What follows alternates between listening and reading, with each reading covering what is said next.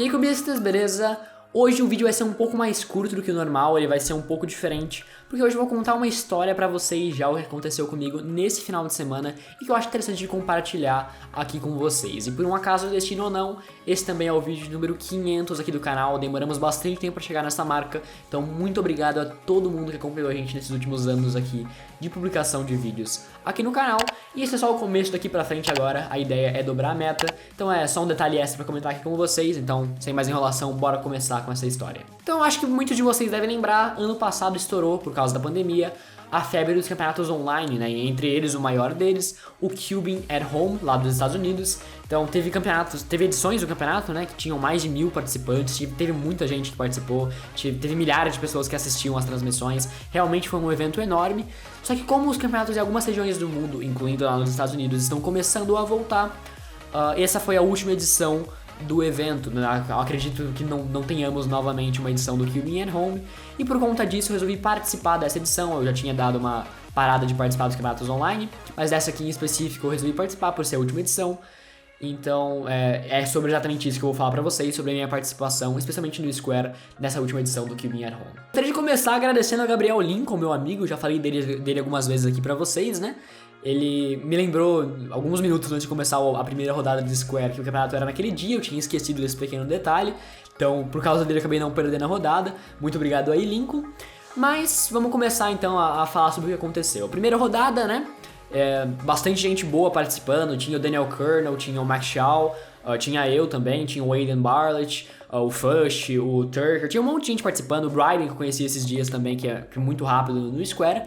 E na primeira rodada, a ideia é só você não mandar muito mal e passar pra final, né?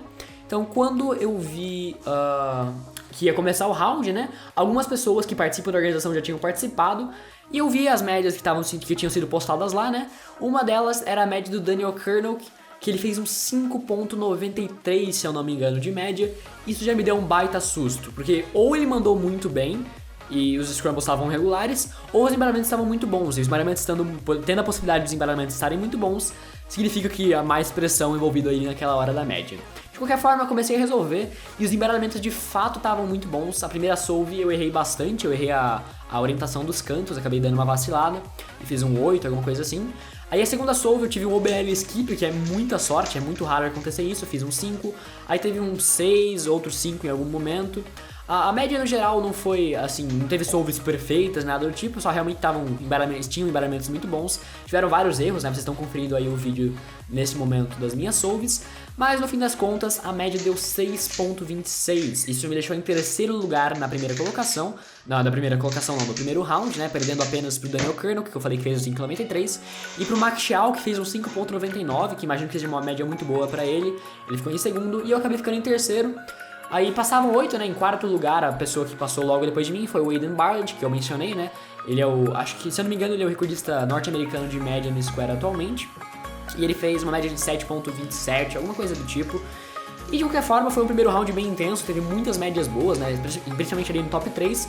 Mas, como eu disse, o importante dessa primeira rodada é avançar pra final.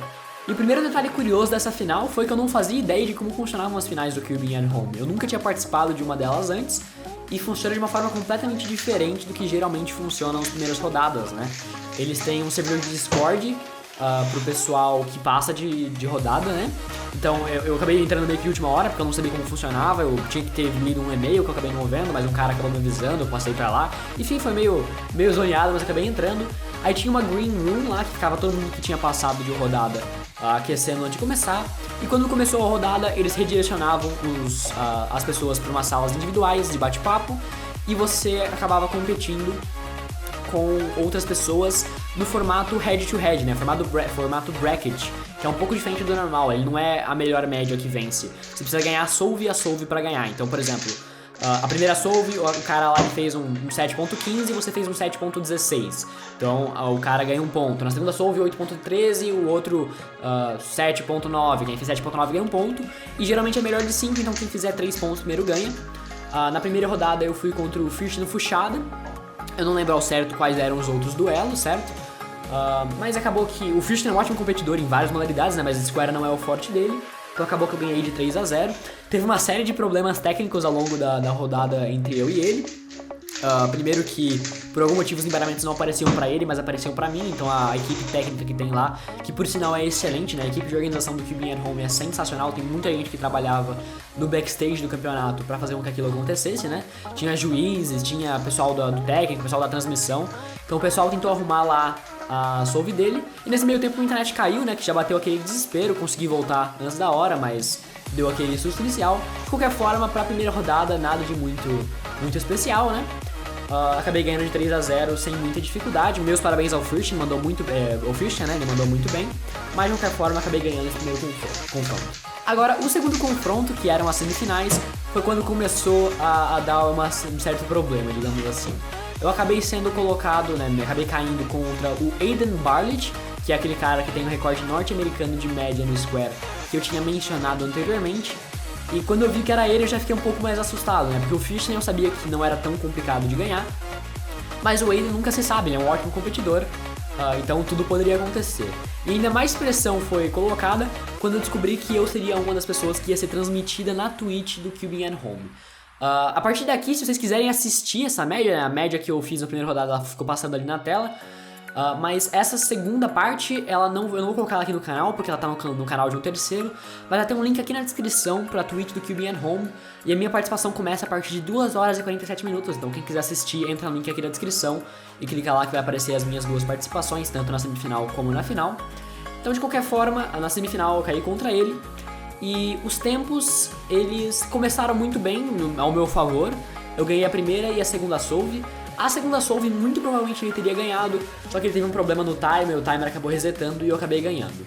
Acho que por algum motivo eu fiquei muito confiante, eu ganhei as 2 primeiras e eu talvez tenha relaxado demais da conta nessas últimas 2 solves, e ele acabou ganhando a terceira e a quarta e deixando isso tudo com um placar de 2-2, e a terceira solve iria definir basicamente o rumo do campeonato. Uma pausa dramática aqui. Ao longo dessas solves eu fiquei muito mais nervoso do que eu geralmente fico em campeonatos. Eu já tive experiências de estresse assim em campeonatos antes. Um exemplo foi a final do Brasileiro de 2019 contra o Yuri, que foi realmente muito tenso. Provavelmente a disputa mais acirrada que eu tive até hoje. Realmente ele deveria ter ganhado naquele campeonato, naquela ocasião, né? Acabou infelizmente dando DNF, mas mesmo assim foi muito tenso. Qualquer coisa poderia ter acontecido ao longo das solves. Esse é um exemplo, né? Mas nem de perto naquela ocasião eu fiquei tão nervoso quanto eu fiquei ontem, porque além de eu estar competindo com várias outras pessoas, era a última edição e era a primeira vez que eu estava participando também e sendo transmitido para um público externo, né? Então as minhas solves estavam sendo assistidas por pessoas lá de fora. E isso me deu um certo medo, né? Digamos assim, uma certa preocupação. Eu queria ganhar a qualquer custo, né? Tentei dar o melhor de mim. Só que, mesmo assim, né, acabou que eu comecei a cometer vários erros. Eu geralmente utilizo o PBL, né, que é um set avançado de algoritmos para a última etapa, e por algum motivo não estava conseguindo reconhecer os casos. Eu acabei usando o método básico, entre aspas, né, para as últimas 2 etapas. Cometi uma série de erros. De qualquer forma, indo para essa última solve, né, fechando esse grande parênteses aí, tava 2-2, quem ganhasse aquela solve ganharia. E ele provavelmente teria ganhado se o timer dele não tivesse dado o exato mesmo problema que deu na segunda solve. Ele ficou com DNF, eu fiz um 8 baixo, um 7 alto, alguma coisa assim. Os tempos estão lá no vídeo do link aqui na descrição.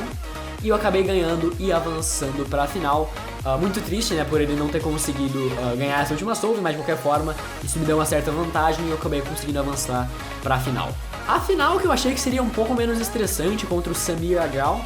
Ele é um ótimo cubista em várias modalidades, mas o Square eu acho que também não é o foco principal dele, apesar de que ele também é muito rápido. Eu imaginei que a final seria mais fácil, mas eu estava enganado. Primeiramente, a final ela não era melhor de 5, era melhor de 7, né? Então quem chegasse, melhor de 9 na verdade, quem chegasse a 5 pontos primeiro ganhava. Eu só fui descobrir isso na terceira solve, quando eu vi lá que não tinha acabado ainda a disputa. De qualquer forma, começou muito parecido com a disputa contra o Aiden. Eu ganhei as 2 primeiras solves, ainda cometendo os mesmos erros lá de não usar a PBL, que é a parte avançada. Não estava conseguindo usar por algum motivo. Então eu ganhei as 2 primeiras solves, ele ganhou as 2 em sequência. E eu achava nesse ponto que a terceira solve teria definido o campeonato. Mas eu estava errado, né? De qualquer forma, começou a terceira solve. Eu travei bastante ao longo dela, o meu cubo deu um pseudo pop, digamos assim, né? Uma das edges acabou pulando, eu coloquei de volta. Eu fiz um 9.2, ele fez um 9.36, alguma coisa do tipo. Eu ganhei, achei que tinha ganhado tudo, mas me falaram que não, né? Tinha ainda mais 2 solves que eu precisaria ganhar caso eu quisesse ganhar o campeonato. Isso já não tava tremendo antes, a partir daquele momento eu comecei a tremer ainda mais. Realmente, se você for assistir o vídeo, você consegue ver o quanto minha mão tava tremendo de fato. O que atrapalhou, né? O Square você precisa de muita precisão no giro, então tem qualquer tipo de nervosismo alterando a sua precisão, não é algo muito positivo. De qualquer forma, eu acho que para as últimas solves eu dei uma acalmada. Acho que depois de ter conseguido ganhar aquela solve que foi bem estressante, naquele 9, eu acho que eu dei uma acalmada e consegui usar PBL para as últimas 2 solves. E ganhou mais uma depois dessa aí que foi tensa, mas depois a 4ª e a 5ª solve eu acabei ganhando as 5 solves e conseguindo me consagrar aí campeão pela última vez do QB at Home. Essas últimas 2 solves, como eu disse, eu consegui utilizar a PBL e realmente elas me salvaram demais, né? Os casos eu consegui usar bem, foram tempos bons. A 4ª solve que eu ganhei foi um 5.1 e a última foi um 6 baixo, 6 médio, alguma coisa do tipo. Então, realmente a PBL, eu deveria ter usado a PBL mais vezes, mas a pressão não tava deixando. De qualquer forma, meus parabéns ao Samir por esse duelo, realmente foi muito divertido de competir com ele, foi bem estressante, mas foi muito divertido. E agora para algumas considerações sobre o que aconteceu. Então, algo muito importante que eu percebi com esse campeonato, que eu achava que eu dominava, mas não é muito bem o caso, é lidar com a pressão. Eu achava que eu conseguia dominar essa técnica muito bem, né, de conseguir lidar com a pressão em campeonato, só que não é muito bem o caso, quando você percebe que quando você chega em uma competição de mais alto nível ainda do que você está acostumado, é bem mais complicado de lidar com esse nervosismo, ainda mais quando é um cenário novo, e você acaba começando a tremer, fica nervoso, acaba esquecendo coisas que você deveria saber.